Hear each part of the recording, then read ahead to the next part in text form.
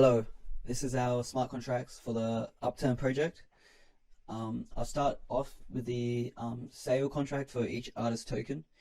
The artist tokens are LSP7s, and the artist tokens themselves act as basically a way for people to support the artist, but through a token outside of NFT sales. And with that, these sales here and the NFT sales can provide a lot of liquidity for a certain amount of time to stabilize the coin, make it stronger. So we'll start off with the sales contract. We have just a bunch of general data when saving for the sale. So we understand like what the sale is and how long it goes for, and how much the coins cost, and percentages in terms of how much goes to liquidity, how much goes to the artist, how much how much time it goes for, these kind of things. So that's all that is set in here in the struct. And essentially there is an exchange. We have an exchange in this project, and that's how we can do the liquidity of the coins and everything. So basically you would have the LSP7 token for the artist, and you would create that exchange here.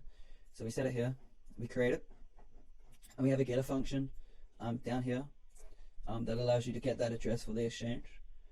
And in here we would create the sale. So you have the artist address, you have the artist token, the exchange address, how much you want to sell the coin per coin, like the price per coin. So here we'd have percentage of the token, of the actual artist token, how much that will go directly to the artist. Here we'd have how much the percentages for liquidity, so for artist token and the LUKSO token. And here we have percentage of committed funds. So this here would be the reversal ICO, the RICO we've implemented into the smart contract, into this project. How much of that is like directly committed to that and gets dished out over a certain period of time. So you'd have, say if it's for 12 months we want it to be dished out, how much of this is going to be from the sale is going to be committed towards that. Yeah, and then here we just have interval length. So how many seconds is the interval for? So before they can claim again, the artist can claim again, and then the total interval length is like how many of these intervals. So if it's this is for 1 month here, and we put 12 in here, then it'll be for 12 months. And in here we just have some safety checks. So we have only the contractor player can call this. We also want to make sure that the the sale hasn't already been created, only one sale at a time, and the percentages are under 100. And we have a setup function here. So a lot of these functions here for setup 1 and setup 2, they are just setting the information that we've put into the struct for the sale, as well as calculating percentages. We have to, like here we have to, because it's solidity, there's no decimal points, we have to make it really large and then divide it back down so we can get the correct number, these kind of things. But mostly it's just setting up the correct time, like here it's like time start, like when we start the time, and a lot of this is like just setting the information in at the correct times. So that's how that would work. And then with the percentages we have calculated, we would send the artist the correct amount, and we'd emit a sale, and we'll start it. So here is a buy function. This is a buy function for people wanting to buy the artist token when it's in a sale. So obviously at the start we have some check safes here, making sure that we actually have a sale right now, and the person or the user is sending enough money to purchase tokens. Also checking that the correct, like this artist does have a sale for a token on right now. So like this is really nice how we have the struct, because we can just directly access the token sale just by sending in the artist address, which makes it really easy to get any information we need for the sale, which would be in this sale struct. So we obviously create an instance of the artist token, and then we basically just make sure that there is enough money being sent, and then they're not sending too much money, and then we basically we make sure there's no what's it called, where basically you send them a token, and they can't just keep claiming or keep buying. I forgot what it's called, but it's a security measure. So that's, so we calculate that here, and then we send them the token. So then here it checks if there is any tokens left for sale, and if there isn't, it basically just shuts down the sale. Pretty much here it will know anyway, but basically it will calculate. Well, actually we did the calculations before, sorry, but it will send out the tokens for the exchange, for liquidity basically. So that will happen, and then we need to. So we'll go down here to the Rico. So this Rico here, this is an implementation, just in the project where users can return their coins, and and get some money back. It basically works based on how much time's passed.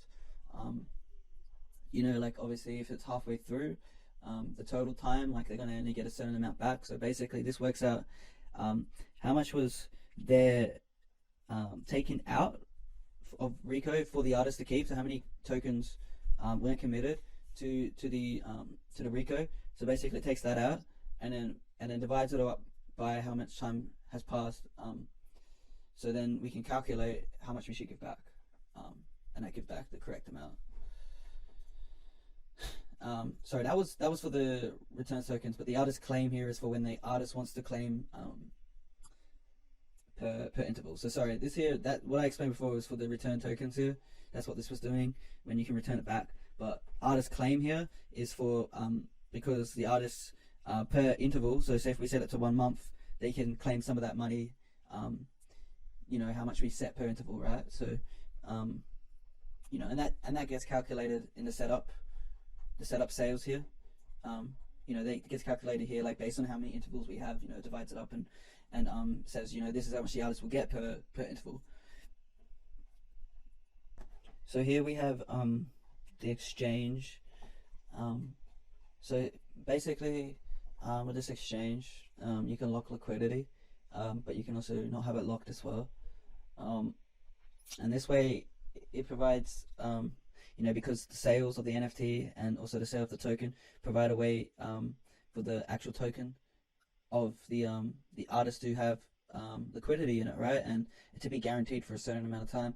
And the more sales, the stronger the token is for that set period of time. So basically, we have a function here that can be called. Anyone can call it, right? But generally it'll be called from the sales contract as well as the NFT sales contract, and you can deposit liquidity.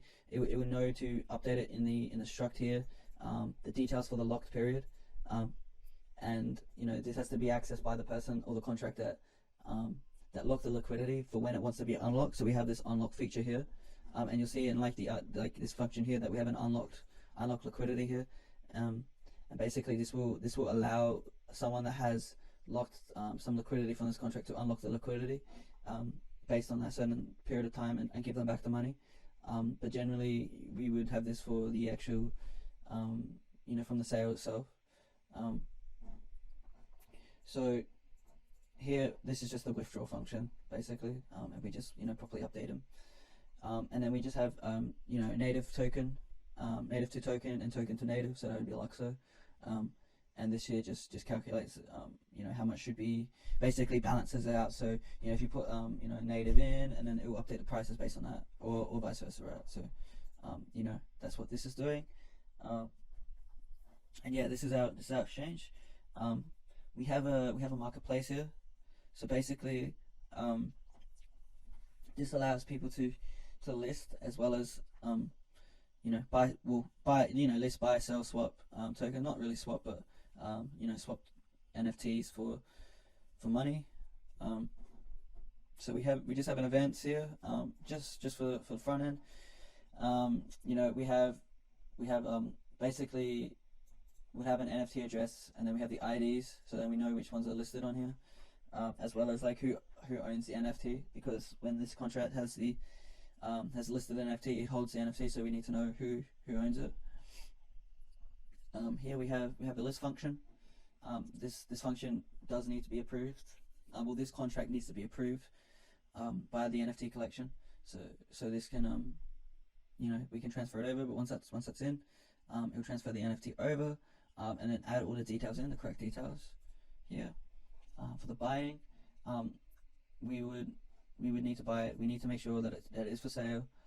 But if it is for sale and it's all correct and it's in the right amount of money, basically we can delete it from the database on this, from the smart contract, the information, and send it directly towards them,